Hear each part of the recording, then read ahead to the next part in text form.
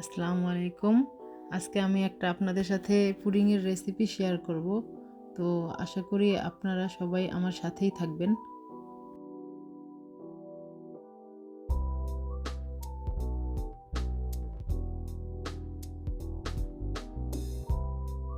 আমি আজকে পুডিং বানানোর জন্য 4টা এগ ইউজ করতেছি।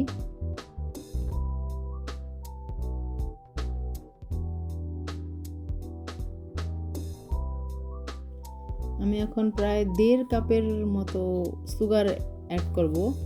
তারপর সুগারটাকে খুব ভালোভাবে মিক্স করতে হবে যাতে কোনো ল্যাম্প না থাকে। এখন আমি 1 টেবিল স্পুন ঘি অ্যাড করছি। এটা হচ্ছে আমার হোমমেড ঘি। যদি এই ঘি বানানোর রেসিপিটা আপনারা চান তাহলে আমাকে কমেন্ট করতে পারেন। তারপর 3 টেবিল স্পুন সুগার অ্যাড করতে হবে। তারপর এটাকে খুব ভালোভাবে মিক্স করতে হবে। আর খেয়াল রাখতে হবে এটা যাতে পুড়ে না যায়। যদি এটা পুড়ে যায় তাহলে ক্যারামেলটা তিতা হয়ে যাবে।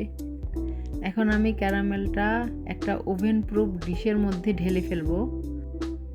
ক্যারামেলটা ঠান্ডা হতে হবে। ক্যারামেলটা ঠান্ডা হওয়ার পর আমি পুডিংটা ঢেলে দিব।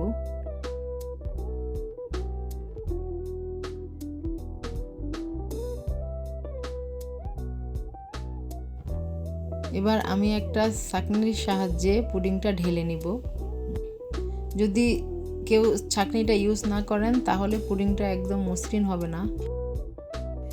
এবার আমি পুডিংটাকে কভার করে ফেলবো একটা ফয়েল পেপার দিয়ে। তারপর এটাকে ওভেনে দিতে হবে প্রায় 1 ঘন্টার জন্য বেক করার জন্য। 230 ডিগ্রি সেলসিয়াসে বেক করতে হবে। পুডিংটা ঠান্ডা করতে হবে। একটু ঠান্ডা করে তারপর পুডিংটাকে ঢেলে নিতে হবে। তারপর পুডিংটাকে সুন্দর করে কেটে সার্ভ করতে হবে।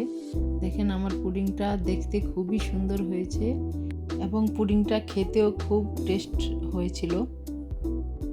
আমার ভিডিওটা যদি আপনাদের ভালো লেগে থাকে তাহলে আমার চ্যানেলটা অবশ্যই সাবস্ক্রাইব করবেন এবং আমার পাশেই থাকবেন। আর আমার ভিডিওটা লাইক, কমেন্ট এবং শেয়ার করে দিবেন। Thank you. আসসালামু আলাইকুম।